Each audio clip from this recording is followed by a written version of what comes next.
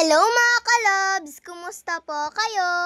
Kakatapos ko lang po palang maligo dyan. Tapos at kumakain na nga din po ako. Hindi ko na nga lang po pala muna tinanggal yung tuwalya ko sa buhok ko dahil basa pa po kasi ito eh. Sa totoo lang po kasi mga kalobs, eto nga pong ginagamit kong tuwalya ngayon ay hindi nga po siya masyadong nakakapunas at hindi nga din po siya masyadong nakaka-absorb ng tubig. Kaya hindi ko na nga po muna tinanggal yung tuwalya sa buhok ko para po matuyo kaagad. At eto nga, nakabihis na po pala ako dyan ng uniform dahil kailangan na rin po kasi namin pumasok sa school.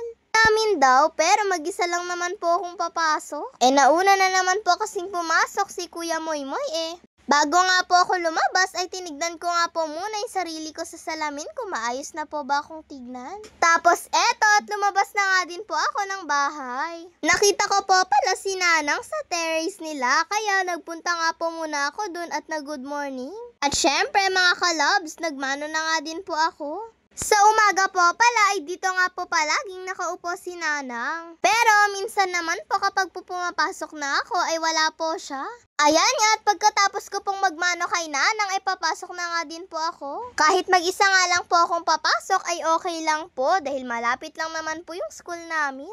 At pagdating naman po pala ng recess namin dyan, eto nga at sabay-sabay na naman nga po ulit kami nag-recess nila Yani at nila Gwen. Madalas po kasi sila pa rin po yung kasama ko sa pagre-recess. Kahit hindi na nga po kami magkaklaseng tatlo ay sabay-sabay pa rin po kami.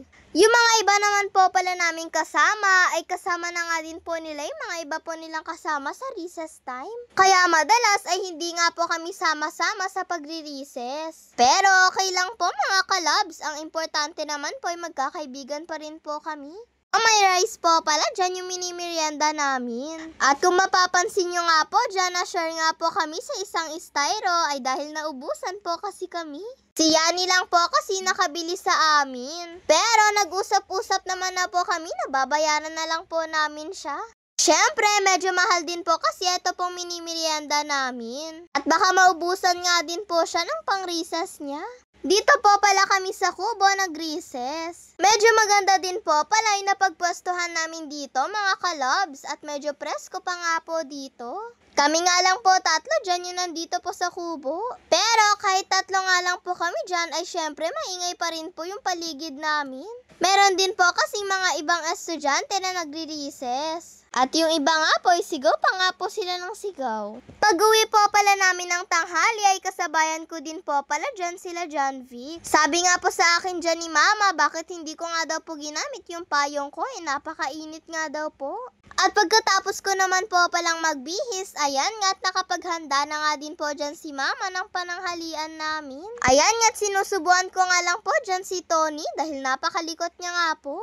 Ayan po pala yung mga ulam namin. Pagkatapos ko po palang mag-shower ay nagpunta nga lang po ako dito sa kanila nanay. Magpapatrintas po kasi ako ng buhok ko. Kaya hindi na nga din po ako naligo kaninang tanghali para po matrintas yung buhok ko. Pero syempre nag-shower pa rin naman po ako dyan mga kalabs dahil napakainit na po kasi eh. Ayaw po kasi ni Mama na natatalian daw po yung buhok ko na basa. Ako lang po kasi yung makulit eh. Marunong din naman po si Mama sa pagtitrintas, pero sabi ko nga po, si nanay na lang po yung gagawa. Ganito lang din po kasing trintas, kasimple yung ipapagawa ko po kay nanay. Ayan nga pong si Tony ay busy nga din po sa paglalaro sa tabi namin. Ayan nga at natapos na nga din pong naitrintas ni nanay ato pong buhok ko. At ganyan nga lang po siya kasimple. Syempre, pagkatapos nga po yung gawin ni nanay ay nag-thank you nga po ako sa kanya. Pagkatapos ay dumiretso na nga din po ako dito sa bahay para po syempre magpolvo na rin po. Alam nyo naman na po mga kalabs, nasanay na po kasi ako sa pagpopolvo bago nga po lumabas ng bahay. At kasama ko po pala dyan si Tita LJ sa pagpasok dahil hinintay niya po kasi ako. Yun lang po mga kalabs, God bless to all, bye bye po!